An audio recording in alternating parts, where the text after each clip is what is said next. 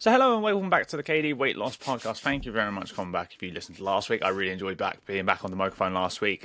We had a question from one of my clients last week, and it set the tone perfectly because it turned out to be a more, I say problematic, but a more common problem that most women have, and the ability to actually share that because again, like I've said before, like I want to help more people.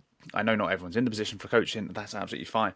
I want to be able to share what I can share to help you at least take a step forward in what you're doing. And I think today, because this is actually from a client checking over the weekend, I'm going to call her Mrs. C, but this is from her checking over the weekend. And I shared it to my Instagram story the other day. And I highlighted a few of just the words that she used. And the amount of women that kind of clicked that and they were like, oh my God, that is me. Like, there was like at least 5-6 replies to that story, which for me is actually quite high. 5-6 replies to that story saying, this is me. Obviously, it's not, but it's me. So this podcast episode, I really hope will land with a lot of you. One thing I will ask, if you are listening to this podcast right now, one, thank you very much. I really, really appreciate it. But two, can you do me two things? One, can you leave a wee 5-star review? It really, really does help. Increase the reach of the podcast, and when someone finds it and it's recommended, it really helps set the standard and people see it's actually worthwhile to listen to. Little comments on that would be fantastic, and if you can, share it with a friend. Like, you don't have to share it over Instagram or your Facebook, but just be like that. If you listen to this, like, I know a amount of women that will talk to me and they're like, oh, I'm doing this diet and I'm doing that, and they'll share between things like that. Just drop it in there. Like, that's all I ask. The word of mouth goes a long way. It's the same with my business. The word of mouth is the biggest thing I can ever ask. So especially on something free like this, the best thing I can ask is just for a wee bit of just like a nudge in the right direction. But with that said, I'm going to get started on this one today. This is going to be kind of like how perfectionism works in weight loss. Sorry, let me say it again because I'm not very clever. How perfectionism weight loss shows up disguised as discipline or having high standards. Fun fact, it's not. So the whole idea today is my client, Mrs. C. So she felt like she had failed for not tracking this weekend. Not this weekend, last week. She had a few days off, and I'll go into it in even more detail. But how I coach that, I feel, because I'm biased, but also I believe it's right, is the right way of doing it. Because I truly believe most women here have not failed before because they didn't know how to lose weight. They knew, you know how to lose weight. You know you need to exercise. You know you need to go for steps. You know you need to eat X amount of calories and stuff like that and certain protein foods, blah, blah, blah, blah. But I don't know another coach that will sit there and when you have a bad week, they will make sure that is going to be the best learning, the best part of your journey. Because any woman I've worked with who's had a bad week, it always becomes the best week because we get the most out of them. We figure out the real struggles, the little bits in the brain that are keeping you stuck. That isn't fixed by a calorie deficit and some exercise. It's fixed by work, unfortunately. Sounds shit, but it is. And it does take real work. And it's a lot to do with psychology, behavior change. So this could be some of it. So my client, Mrs. C, had a tough week and she tracked less than usual. And I'm going to read you actually some of the quotes from her check-in here right now. So I always ask, and this is actually a good insight to my check-in process. So every week there is one check-in, right? And then I'll do other things like phone call check-ins as well, every 2 weeks with clients as well. But this is one of the ones I do every week. And the idea is to get a picture of how they get them to reflect on how they felt the week went. Not just a submit your results, move on. It's a how did you feel this went? Because the biggest part of coaching for me is that you need to do the work. You need to realize this comes from you. I'm more of it's like a learner driver and a driver instructor. I'm there to guide you. I'm there to hold the brakes in emergencies. I'm there to do the emergency steers and turns and drive, to make sure you're back on track. But you've got to do the work whilst you're nervous, whilst you're a bit scared, you're a bit anxious, that sort of feeling. First question is rate your week, 1 to 10, and why this score. The why is the important part. So she said 5. That's the lowest score she has done in 8 weeks. And to quote, she says, not great calorie counting this week. I've had a few days not feeling great and other days I completely forgot. Eating was fine, but felt guilty as I hadn't checked in. That's the first bit. There's a feeling of guilt. That's going to be a topic today. Then, this is the bit that hit me home even more. I asked what went well this week because I want you to see, even the bad weeks, where things still went well. And this is really telling of not just Mrs. C, but a lot of other women as well that I see come into my program. Her response, to quote, not very much to be honest, but at least my weight was okay. Positive, she acknowledged her weight stayed the same. That is positive. I'll explain that a bit further. That's actually a really positive part. But not very much to be honest. She's not able to give herself credit for the small actions she still did that week, which she did do. Just because she wasn't tracking doesn't mean she didn't do anything. But in her eyes, because she hadn't tracked, she hadn't done anything worthwhile. And then this is the next important question, okay? What needs to change for you to move forward? The phrasing of this is the key point. I know it's just a bit of wordplay here, but it's very, very important, and how we speak to ourselves is massive. To quote, get my act together and calorie count and be more organized. Calorie count, fair enough. Most women would say that. It's useful because it's like, right, we address the behavior to actually keep our weight on track. Calorie count, fine.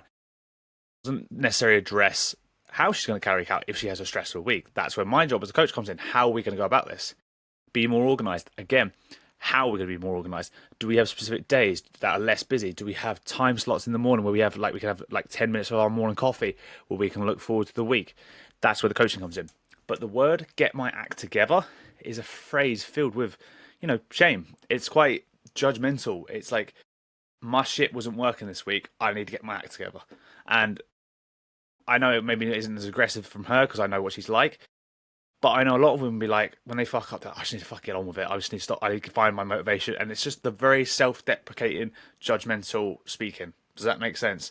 And it's so common. And I reckon even in the first 5 minutes here, you've probably said something similar yourself. So to highlight what she's thought, so she believes that because she doesn't track this week, because she had a more stressful week, it's failing. She's failed. Not being on it, she's fallen off that wagon.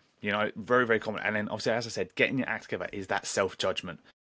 So if you feel you've needed to sort yourself out, what you probably don't realize is that's the trap itself. The way you've just said that to yourself is part of the problem why you're still stuck.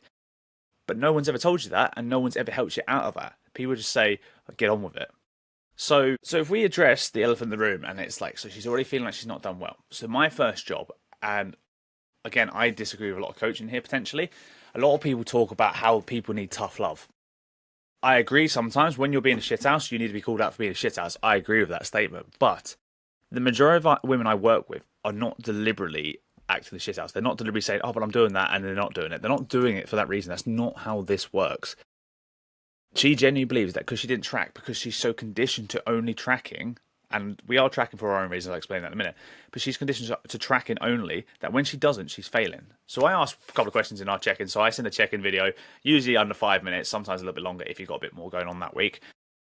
And in that video, I was like, look, I'm going to tell you now what I see as what you've done well, because she doesn't appreciate what she's done well yet. So I will challenge her and I will push that for her. I'll be like, I believe this is actually what you've done well.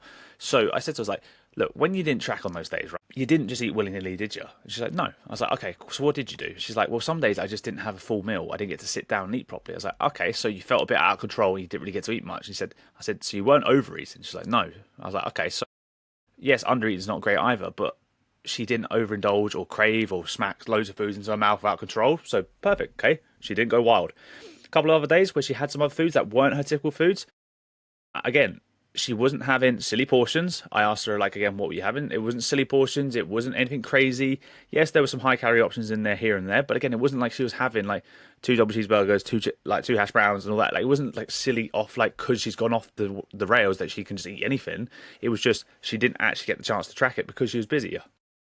And just for context, this woman is a manager in a retail store. So if you've ever been in retail, you know it's stressful. And then if you're a manager, you know it's even more like that. She has common shifts where she works early to like mid-afternoon to early evening. So again, she's got all that going against her. And then I said this, because this woman I know walks steps for fun, right, because of her job. So I said to her, I was like, so just because you didn't tick the steps off on the app, you still do the steps, right? She's like, yeah. And I was like, right. Is it safe to assume you probably hit similar numbers as normal? She's like, yeah. I was like, okay. So you hit your normal steps just because you didn't record them doesn't mean you're not accountable. You were still thinking about being active. She's like, I still got out for my walks. Perfect. So, sure, she didn't track. Sure, she didn't say she'd done her steps, but she was doing little behaviours that could have helped her. We then obviously went on to discuss a plan, basically a bit more about like what she can do more in the future. It's like, look, if you ever feel like you haven't eaten, that's absolutely fine. Look towards the first meal you can get under control. And typically for her, that's her dinner. I was like, so if you feel like breakfast and lunch are just a bit chaotic, that's fine, right? When you get home for dinner, have something normal. Have something of one of your common meals. We like make 4 to 5 meals that she likes to cycle around because it's easier for her stress levels. There's less decisions to make, and she kind of deals better with that.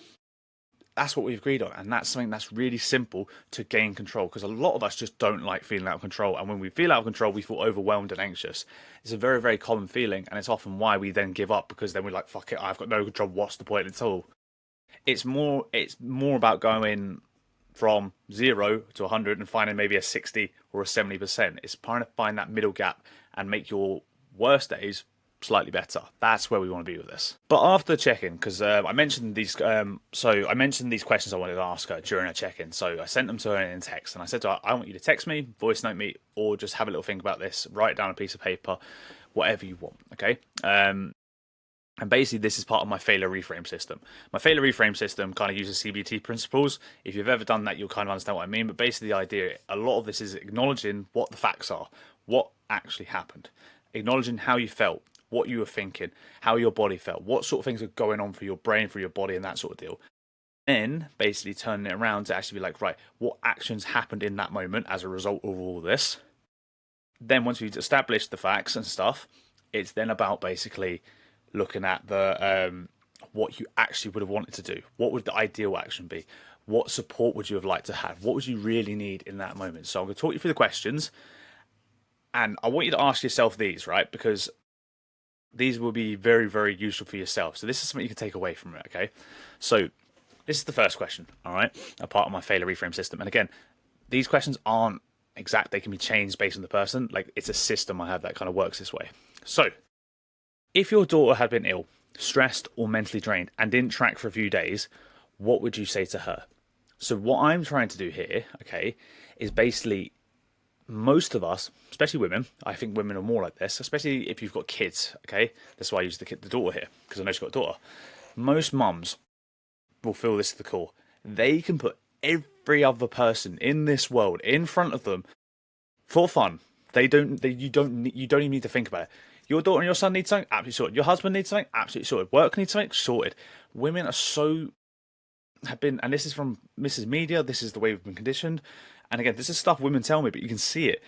They've been conditioned to, when they get approval and praise based on performing for others and doing things for other people and serving others, motherhood kind of almost breeds that sort of mentality. So when you ask a woman to put, even with exercise, for example, half hour or an hour into their life to look after themselves, they're like, oh, but I don't know if I can.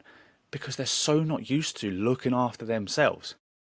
But from someone who suffered with severe mental health issues, myself, I can tell you now, and as a dad as well, I can tell you now, if you burn that candle at both ends, there will be no candle for anyone else in your life.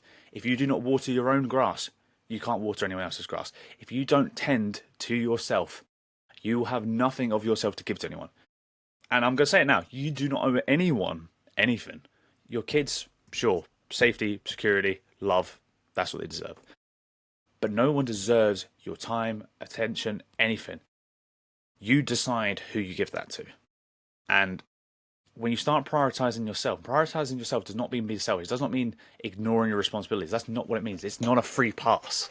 It's saying, though, I need this time each day or each week to recharge, to feel like myself, to make myself feel like a human that is not just a mum, not just a wife, anything like that. You are your own individual being. Before you had kids, before you had a partner, you were your own being. You are now. And back to my question, sorry, because I kind of went on a tangent there. A little bit passionate, clearly. So the idea is, if you do not look after yourself, you will not be able to look after others. What we're trying to get you to do here is think about compassion. Again, if your daughter had been ill, stressed, or mentally drained and didn't track for a few days, what would you say to her? I can guarantee none of you would shame her or make her feel guilty for it. Because what is there to feel guilty for? You literally identified the facts. You're ill. Why would I expect you to perform normally when you're ill? When you're stressed, the world has normalized stress as being healthy. No, stress in small dosages is absolutely fine. Prolonged elevated stress is not fine because it causes lots of problems. Increased cortisol levels, increased inflammation, links to PCOS, those sorts of things. Yet stress is one of those things that people don't deal with. And then they're wondering why their body's going against them. So there we go. And then mentally drained. Again, mental wellness and mental well-being and health in general is come to the forefront. If your child was not feeling well mentally, would you expect them to perform or do everything they normally do? Absolutely not, would you? That would never happen. So what we're trying to get you here to show compassion to yourself. But by flipping that question to someone else, you can see how you speak to someone else. So now you direct that compassion back towards you. So again, if you want to, like I said, do this for yourself. Answer these questions for you. So question number 2, you said, and I quote, not much went well, end quote, but you maintained your average lowest weight. So I picked out something there for her. That doesn't happen by accident. So what did you do well? It's a little bit tongue-in-cheek from me here. I will be direct. You said not much went well, and I challenge all my clients here. I'm going to challenge you, and I'll tell them, because I'm not trying to be a dick. I'm just telling them, like, look, I'm going to call bullshit out what I call bullshit. She maintained her lowest average weight. Okay, she's down, I think, off the top of my head, I think she's down 13 to 14 pounds roughly, right, in the last 8 weeks, give or take. She has not gained. She hit a new low weight, and she maintained that average low weight. She hit a new low weight, then she managed to maintain her lowest average weight since we've started. That means, although weight doesn't directly transfer and correlate to immediate actions, long-term actions over a week, which that was a period of what she was struggling with, she still managed to maintain lower average weight. So she was still doing things in the right direction. Of course, there are little things she can do better. Of course there is. But it's making you acknowledge that even when things were failing or not going the way you thought they were, you still did actions that meant you were going towards your goals. Again, breaking that perfectionist or all or nothing thinking. All or nothing thinking is very, well, I can't do it if it's not perfect, okay? And it's not worth doing if I can't do it perfectly. Even when it wasn't going great in her head, she still did little things. She still checked in with me. She still filled her check-in in. She still filled in 3 out of the 7 days on her lifestyle section. She still was going to work. She still had some meals within control. She still was mindful about some of the things she was eating. But it's making you say it, not me. Again, I am very much an advocate of online coaching. The work is done by you. I am guiding you, okay? And I think this is why online coaching works so much better than in-person coaching. In-person coaching is great. I still do it. I don't do it in masses because I feel like it only serves the purpose for people who are brand new to the gym, who have severe or had a lot of need for change in exercise because of health issues, because of injuries and stuff like that. Sports performance sometimes as well. But in terms of general weight loss, having online training and online coaching, I feel shifts the power onto you to take responsibility and accountability better, which empowers you to make better choices and lifestyle decisions, which will serve you better for life, and you become less dependent on your coach, which is what I empower and I believe is the best way of doing this. So you have to see what you've done well. But in the early stages, that's where coaching comes in. You don't know how to look for the successes in the failures. There are still successes even when we fail. I showed us that all the time. Even when we weren't right, we were closer to being right. So on the days you didn't count, so the third question, on the days you didn't calorie count, which habits or what habits still helped you stay on track? For example, I know this woman here, Mrs. C, she has a later breakfast lunch. So she has like a brunch instead. She doesn't have breakfast before she goes to work. I know she picks from a few bits in the local Sainsbury's. We've had a conversation before about what bits are better than others, okay? So maybe she thought about that. Maybe she was mindful in what she put rather than just grabbing whatever the fuck she wanted because she was feeling shit that day. Again, she maybe went for a daily walk. She maybe had her water bottle sitting with her. Any of these simple little habits, it's just like, again, it's reinforcing the idea that even though you're struggling, your brain is still working towards your goals. And last, number 4, like I said, I only include 4 here because I've got 10 of them here, right? And I don't want to overwhelm my clients, but again, 4 to start with, and I wrote 10 for this client, okay? And I picked the best handful ones that I felt were appropriate. So number 4, what would getting your act together look like in actual steps, 2 to 3 small steps? The thing here is what we're trying to do is we're trying to basically we're trying to take the judgment language of get my act together. Get my act together actually doesn't serve any beneficial purpose. It doesn't give you any action to do. It just judges you and be like, well, I didn't have my shit together. What's the point? I need to actually get my shit together, right? But how do you actually do that? That's like what you've been saying. I need to lose this stone. Right, cool. How are you actually going to do that? Like, I need to eat less. Okay. Again, how are you actually going to do that? You need a plan. And again, a calorie deficit is not a plan. It is part of the first steps of a plan. It's like, how do you achieve that calorie deficit? Right. Do you eat 2 meals? Do you eat 3 meals? What foods do you like? What foods don't you like? How can we add better foods into common meals that you eat? If you've got to cook for the kids, can we make meals that you both eat? See the intricacies of how we achieve this? And that's where coaching comes in. And again, I'll say it time and time again. You can get a workout off YouTube. You can get a nutrition and a meal plan off of the internet. It ain't going to fucking work for you because it doesn't consider even those 3 or 4 questions I just spouted off the moment there. It does not work that way. Because again, if it was that easy, we'd all be fucking sorted. Even myself, right now, like, I'm having to change my eating habits because I've stopped obviously walking around as much because I used to push trolleys every day to get 20 plus K steps a day. I'm having to change my eating habits and I'm finding that hard because I have to do it myself. If I had a coach to be accountable for, which I have, I get paid for training them, but if I paid for nutrition, this person would help me be like, right, what time of the day can you eat? What sort of meals do you like to eat? Right, can you add this instead of that into your meals? Can you tweak that? That's what they're doing. Even coaches need coaching. I know what to do, but I need help achieving it. The how. Take those 4 questions. Have a little think about yourself whenever you felt a bit shameful, you've judged yourself, and you just felt a bit shit in yourself, and you're just like, oh, I just don't know what to do. The point is, we're trying to shift everything, the self-talk, from judgment to self-compassion. Compassion isn't a free pass. Compassion is understanding, though. If you understand why you did something and why you felt the way you did, it's going to go a lot further. And stuff like this can go so far back. Again, this client, it wasn't for, but for other clients, for example, I know for a fact that they were bullied for their weight when they were younger. Maybe their parents only approved of them when they looked a certain way. It can be as deep as that. It can go further than that, but that's just a way to show you how your eating habits right now that you're trying to lose weight isn't just you want to lose weight. It can go way further than that. So I don't want to spend too much more time. Knowing me, I'll still spend 10 minutes. But there's a book I read a while back called The Mountain Is You. I think her name's Brianna Wiest, or Wiest. Very good book. I've read a lot of self-help books because, you know, my brain is a mush pit of greatness. This book was fantastic for defining and talking about perfectionism. It gave me massive insights that I understand perfectionism from my own problems. But perfectionism and how it's...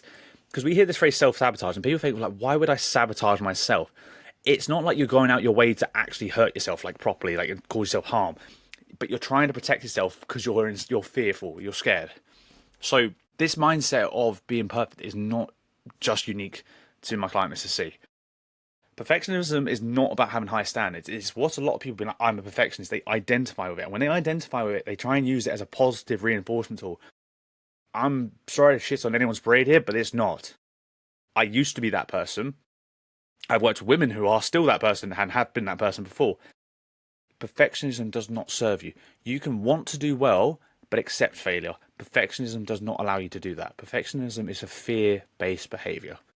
It's a defense mechanism that says if you can't do everything perfectly, you'll avoid it because you won't suffer pain, judgment, or failure. Nothing, you'll have no repercussions. Because the real problem here is perfectionism doesn't just move you forward. It keeps you frozen in the illusion of starting again over and over. And eventually you get so burnt out of trying to be perfect that you just fucking give up altogether. So you're scared to start because you need to be perfect. And then you start and it doesn't go perfect after day 3. And then you're like, what's the point of carrying on? So you stop. And then 6 months later, New Year comes around again. You're like, oh, I'll start again this year. And then you start a new program. It goes well for a month maybe this time. And then you hit that brick wall of motivation, which I said, by the way, I think in last week's episode, that after 3 to 5 weeks, motivation goes in the bin 9 times out of 10 for most people. It's a cycle. But because you didn't know that, you feel shit, you give up again. And then do you know what? You get to a point being like, maybe I'm just meant to be this way. And then you start finding these other statements that, oh, you know, it's all downhill after 30, 40 or 50. Increasing your weight or getting fatter is a part of being older. It's just meant to be this way. You start having statements that reinforce that mindset to protect yourself for ever failing again. Just see how this is spiraling now. So the person who tried and failed now feels worse. They try again, they fail, they now feel worse. You're now believing that it's just part of accept of life. The amount of women and men and amount of women I've worked with that I've got bad knees, I can't do that. You just need a program that tells you shows you how to actually strengthen your knees and do things that prepare you for what you need to be able to do in life. Same with your eating. It's not you that's directly to blame here. Like there's some accountability. Of course there is. Absolutely. You've got to do the mindset stuff. But if you're joining 6-week shreds, 10-week this, that just want to, and again, I fucking despise this, coaches that are just there to get a fucking photo to slap on their Instagram. I know I use it photos for before and afters, right? If I'm perfectly honest, if I can make my business without before and after photos, I'd fucking do it. But unfortunately, the way social media works is you have to prove to people you can do shit, right? That's not my bread and butter. Anyone in the world who has done a PT certification can get you to lose fat and things like that. I can do it in a healthy way. I can do it in a way where you feel better and have more energy. I can do it in a way that you don't fuck up your hormones, stop your period, or you actually feel better during and your menopausal transition. There's a huge difference of how you actually perform this. I've gone on this rant and I've lost my fucking trail of thought. Yes, so the system is designed to set you up. Like, again, if you're just constantly fed programs that are just designed to make you lose weight quickly and make you lose weight so you look shredded or better for holidays, great, fine. If that's what you want to get, that's fine. I can do that, and I will do that as part of my 6-week challenge, right? But I do the one bit that I don't see any other coach talking about. They don't do it in their programs. They don't talk about the bit you need to do, which is to learn how to keep it off and live a normal life. Because you aren't trained. You know how to lose weight, but you're not trained how to keep it off and to keep it off for good. You most probably don't even know that maintenance isn't a static number. People are like, oh, my weight must stay the same. No, maintenance is a fluctuation of a couple of kilos. So I don't know what I am now, but when I was sitting at maintenance a while back, I would fluctuate between 82 to 85 kilos over the course of a month. Some weeks I'd eat more, some weeks I'd eat less, but it was within a range. It wasn't extreme, and I wasn't going trending in a direction. It was just this little wobble. So if you listen to this, I've done a little wibbly wobbly hand. It looks like waves. That's what it is. So yes, I use photos and stuff like that to show you that you have actually changed, because women will get to a point being like, have I actually lost any weight? And then the photo is actually what shows them that. I'll use photos, I'll use measures, I'll use the scales. That's just a tool to prove you are making change. That's what my 6-week challenge is about, to prove you can actually get changes. But I am here to help show you that long run of changing how you see yourself and escaping that endless cycle of perfectionism. At the end of the day, self-sabotage is when we say we want something and we then go about making sure it doesn't happen. We're not trying to harm ourselves, but we're trying to protect ourselves. So look, going back to Mrs. C, she was making progress, but she just couldn't see it because she wasn't perfect. Of course, there's going to be a better week, but this is what we needed to do. All we needed to do was we needed to make sure that her perfectionism wasn't blinding her, because the fact of the matter is she still kept structure. She still made mindful food choices, and she still held her lowest average weight. She still had wins this week. And this is the biggest lesson, I suppose. It comes back to the whole thing. I don't want your best on your best days. Again, this client has been at her top of her game for 8 weeks now. And I was sitting there, I was like, I always say this to every client when they have their first bad day in their eyes. I'm like, and I've been waiting for this, and this is going to be the best week of your life. Even though they're like, what? How the fuck's going to be the best week of my life? This is just, it feels shit right now. I'm telling you now, it's going to be the best day of your life. Jeez, I live a sad life, if that's how I do. If I truly believe that. You know what I mean? Work-wise, I'm talking about. Like, my life's great, to be fair. I want you doing not your best on your worst days, but I want you to reduce the gap between your best days and your worst days, okay? It's not about nailing every day. It's about making your worst days more average, being more average. I love that word, average. It's great. Like, yes, fuck average and everything like that, but make your worst days just an average day. Make it not a shit day. Make it a less shit day. Focus on being less shit. I'm going to print that on a t-shirt. Does anyone want it? Let's all be less shit. I don't know. I need to make a statement on that. I can't think of one right now, but I'm going to come up with a statement. Focus on being, let's all just be less shit instead of all or nothing. Because then you're going to win and you're going to stay in it. And I think if you listen to my content enough, if you stay in it long enough, you will get the results. Most women quit before that result comes into play. All right. Most women quit before that result comes into play. It can be brutal sometimes. It can take so long to see that payoff. Again, I used the famous case of one of my other clients. Same weight for 9 to 10 days, increased weight, then dropped to an all-time new low weight after those 2 days. It can be brutal, but if you stay in it, you will see the results. So just next time you feel like you need to get your act together, just ask, what would you say to someone that you love in the exact same spot as you right now? I can guarantee it would be something far from what you're going to say to yourself right this second, or have been saying to yourself. So look, Mrs. C did not fail this week. Perfectionism just robbed her of the progress she had made, basically. My job was to shine that light on there. And in the background, whether she replies, whether she thinks about it, whatever, that's the work that needs to be done. And this is going to happen time and time and time again. This is why I don't give like an outlook as to how long this stuff can take. I used to say 6 months. It's more like 6 to 12 months. The clients I've had the longest, who are like 18 to 2 months into my program, they now just stay with me because they love having that like kind of reality check, right? But you just need to realize that, yes, it starts maybe with 6 weeks, like my 6-week challenge. It starts with something small to prove to you, to give you motivation to actually make more change. Because again, motivation comes from taking action and seeing results. That's what motivates you. If we can do that in the short term, get you the results, and then help challenge you when you're having a shit week, because if the plan doesn't work when you're having the hard weeks or the bad weeks, it's never going to fucking work. It just works on the good weeks. Nah, it's not going to work. You need a plan that will work for you on your worst days. That's what I offer. That's what I do. Everyone's plan is going to be slightly different. The concept remains the same. So just remember, if you need to track perfectly, punch my microphone. If you need to track perfectly, if you need to eat perfectly or train perfectly, you don't need to do that. You need to stay in the game on your bad days, and that's how you build a mountain. One imperfect step at a time. Look at me trying to be fancy without talking there. So look, hopefully I didn't go on too many rants there, because I know I go on a lot of rants here and there and stuff like that. So I hope that really, really did help, because again, I want to answer questions. I want to do like a quick fire, like Q&A style podcast one day. I think that'd be really, really beneficial. So I'm going to finish this podcast asking for like a little call to action. So if you have any questions for the future podcast, short ones about anything nutritionally related, like again, like what food do I need to eat for this? What do I need to do for this? How much of this should I be drinking? I had someone talking to me the other day, asking about how much caffeine she was taking in, and like, is it normal to have headaches afterwards? And like little questions like that. I want to do a quick fire. So send me a question in the comments on Spotify, Apple, wherever you listen to this to, and then what I'll do is I'll do a wee episode on that next time. But I've also got another story I want to share with you on one of the next episodes. But for now, I've waffled for half an hour. I've waffled half an hour. Hopefully you found some value in it, and if not, I'll speak to you very, very soon.